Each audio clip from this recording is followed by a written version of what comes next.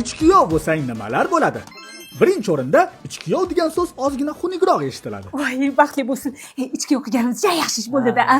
Lekin zo'r tomoni boshqalar uylanish, uy-joy qilish va mashina olishga yillab zo'rg'a yetishsa, sen shunchaki uylanib hammasiga bir kunda erishasan. Qolganlar qaynona qaynotasini oyda bir ko'rsa, sen kuniga kamida 10 marta ko'rasan. Chiqdingizmi kuyov? O'zingiz uyingizda o'tirgandek o'tirar ekansiz, ha? Uzr Farhod aka. Ha? Dadajon demoqchi edim. Nafaqat ko'rasan, bir umr birga yashaysan. Voy kuyov, toza uyquchi ekansiz-da. Sizni ko'rib qornilarimiz ochib ketdi. Keling, o'tiring, men etga tez-tez choy ichamiz. Xo'p. Plyus tomonlardan biri esa xotiningni uyga borib kelay degan gaplarni hech qachon eshitmaysan. Biroz g'alatroq bo'lsa ham, bu gaplarni o'zing aytasan. Anu, men uyga borib kelay, oyim sog'inibdilar. Voy kuyov, bir hafta oldin borgandingiz-ku, yana borasizmi? Ha, mayli, borib kelaversin. Mayli, faqat tezroq borib keling. Xotining bilan o'ylab muomala qilishga majbursan. O, menga qara. Dazmol qatta demoqchi edim.